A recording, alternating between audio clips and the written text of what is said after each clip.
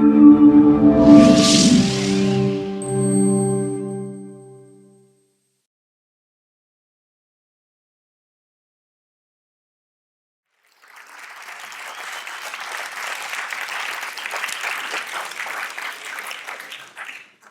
guys!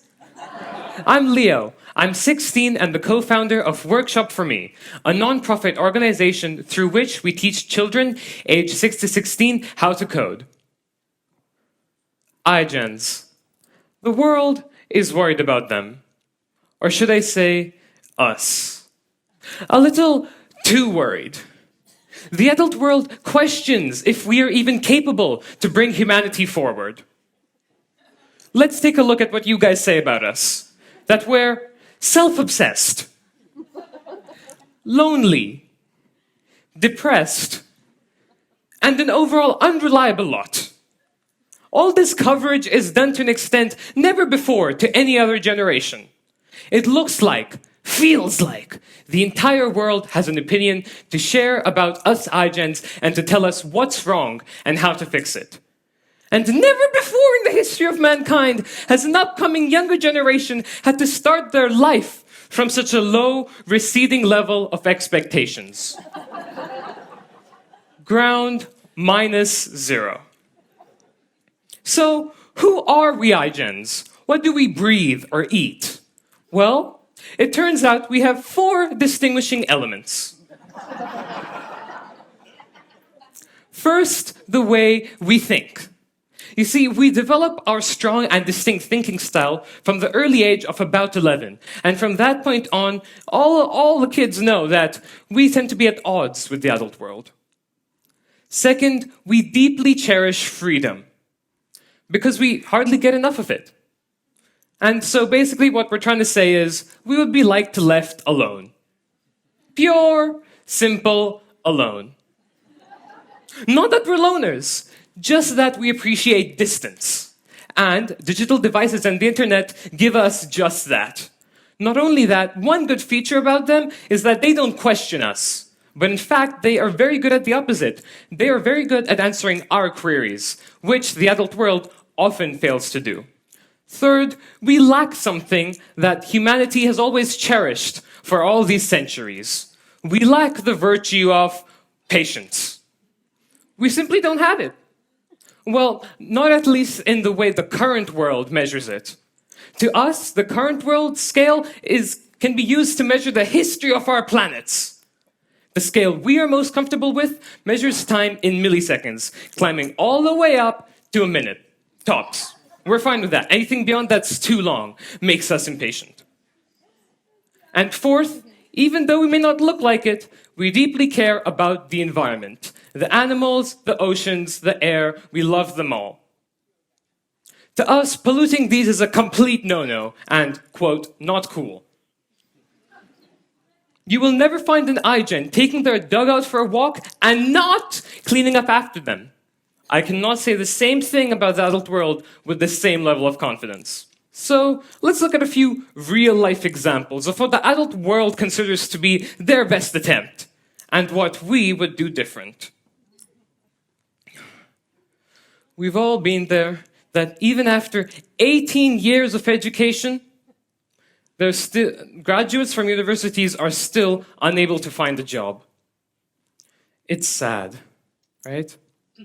That the parents spend a lot of time in these 18 years, picking up and dropping off their children, taxiing them round across various clubs and classes, and all of this adds up to nothing? Hurts, huh? If an iGen was in charge of this, if an iGen was managing the system, things would be different. Yeah, sure, you all are like, yeah, but there's an alternate education stream, a limited mechanics or a lycée technique, which there is, and the advantage is guaranteed employability. But its disadvantage is that it lacks future growth potential. Both scenarios are not as good, and it's kind of like a lose-lose. The adult world is often found to be able to talk the talk, but can't walk the walk. You know what I mean? And let's look at a few real-life examples where the corporate world is giving their best attempt. A one-way flight ticket is often more expensive than a two-way ticket. prompting passengers to book a two-way ticket, denying someone who may be in urgent need to fly. This also adds to the global carbon footprint, which these airlines are trying to solve. Another example. This beautiful picture sums up 114 years of aviation innovation since the first engine-powered flight took to the skies. Even though that companies with their customer first or their innovation first strategies, they're still not able to put this in their top priority, that a child is not able to sleep properly in long-haul flights. Sure, in this time, engineers have come up with a seat design that does in fact become truly flat. Revolutionary, it's a pinnacle of achievement. But that's at triple the cost of the regular fare. Don't you guys think that even economy class should be able to sleep with at least some dignity? That's what I thought. Another example is the 8th annual Asia-Pacific Conference on Solid Waste Management.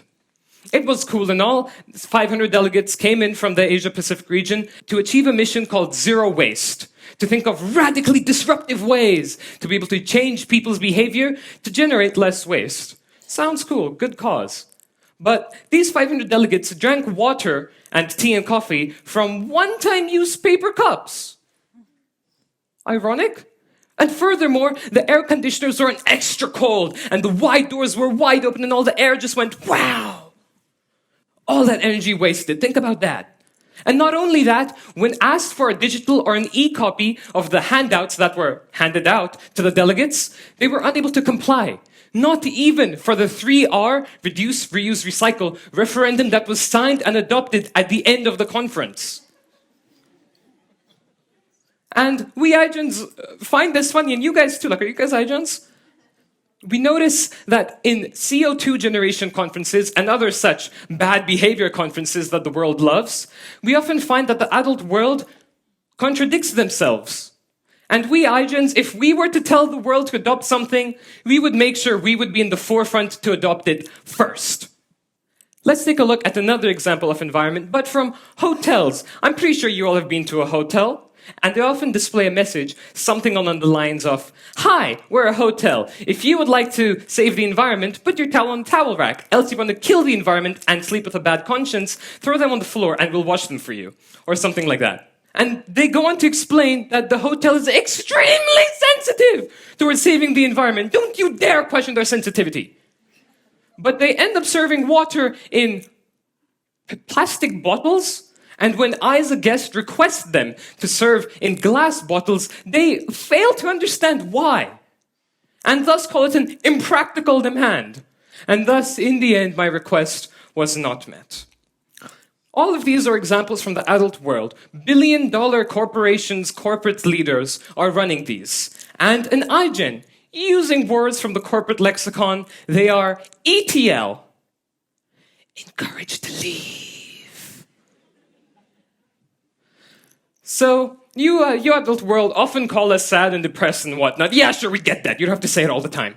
But have you ever wondered why? We iGens are aware that we are going to inherit a world that has almost been completely destroyed beyond repair by our current and previous generations.